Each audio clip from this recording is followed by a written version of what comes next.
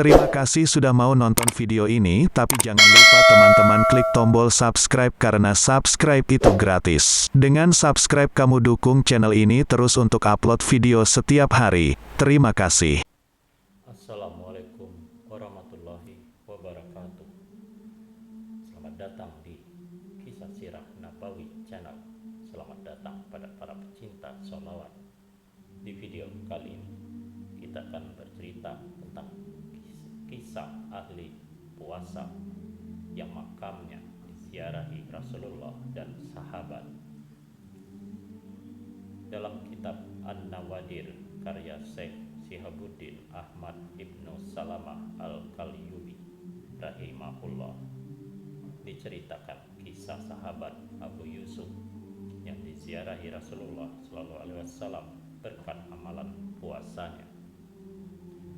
Suatu hari, Abu Yusuf Yakub bin Yusuf bercerita tentang salah seorang sahabatnya yang unik. Beliau dikenal seorang yang wara dan takwa, meski orang-orang mengenal karibnya itu sebagai orang fasik dan pendosa.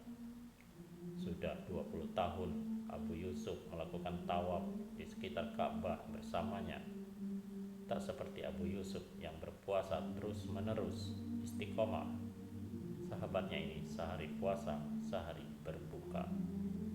Memasuki 10 hari bulan Zulhijjah, sahabat Abu Yusuf ini menunaikan puasa secara sempurna.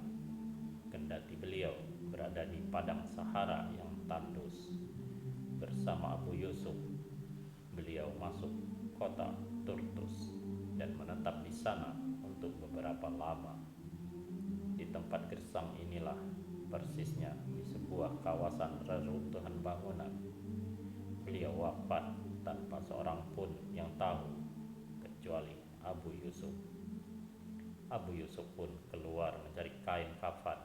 Alangkah kagetnya tatkala dirinya kembali menyaksikan kerumunan orang berkunjung mengafani sekaligus menyolati jenazah sahabatnya tersebut di tempat yang semula tak berpenghuni. Karena begitu ramainya, Abu Yusuf sampai tak bisa masuk lokasi reruntuhan bangunan itu. Para pelayan menyebut-nyebut almarhum sebagai orang yang zuhud dan termasuk dari kekasih Allah atau waliullah. Subhanallah, siapa yang mengumumkan kematiannya hingga orang-orang berbondong-bondong bertakziah, menyalati dan menangisi kepergiannya, tanya Abu Yusuf. Setelah melalui perjuangan keras, Abu Yusuf akhirnya berhasil menghampiri jenazah sahabatnya tersebut dan terperanjat saat melihat kain kafan yang tak biasa.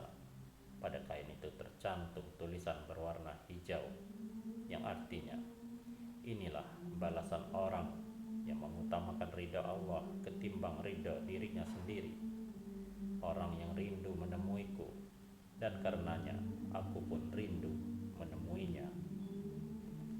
Selepas melaksanakan sholat jenazah dan menghukumikannya, rasa kantuk berat menghampiri Abu Yusuf hingga akhirnya tertidur.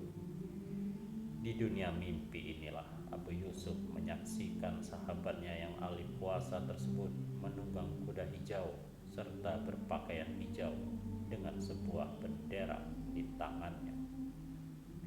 Di belakangnya ada seorang pemuda tampan berbau harum. Di belakang pemuda ini ada 2 orang tua, diikuti di belakangnya lagi 1 orang tua dan 1 pemuda. Siapa mereka? Tanya Abu Yusuf. Pemuda tampan itu adalah Nabi kita Muhammad Sallallahu Alaihi Wasallam. 2 orang tua itu adalah Sayyidina Abu Bakar dan Umar radhiyallahu anhu. Sementara orang tua dan pemuda itu adalah Sayyidina Utsman dan Ali, jawab sahabat Yusuf itu. Dan akulah pemegang bendera di depan mereka, kata sahabatnya dalam mimpi itu. Hendak kemanakah mereka? Tanya Abu Yusuf. Mereka ingin menziarahiku. Abu Yusuf pun kagum bagaimana kau bisa mendapatkan kemuliaan semacam ini?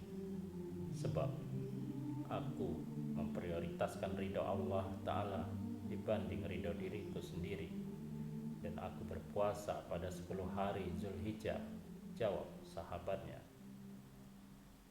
Abu Yusuf pun terbangun dari tidurnya. Lalu sejak itu beliau tak pernah meninggalkan amalan puasa itu hingga akhir hayat. Anjuran memperbanyak amal saleh pada 10 hari pertama Zulhijjah termaktub dalam beberapa hadis. Misalnya hadis riwayat Ibnu Abbas yang ada di dalam Sunan At-Tirmizi yang mengatakan tiada ada hari lain yang dicintai Allah untuk beribadah seperti 10 hari ini atau Zulhijjah. Meskipun disebutkan kata 10 hari, puasa jika dimulai 1 Zulhijjah cukup dijalankan 9 hari karena tanggal 10 Zulhijjah. Juga hari Tasyrik 11, 12, 13 Zulhijjah adalah hari terlarang untuk berpuasa. Semoga kisah ini menjadi hikmah dan pelajaran buat kita untuk bersemangat lagi menjalankan ibadah puasa sunnah. Wallahu a'lam bishawab.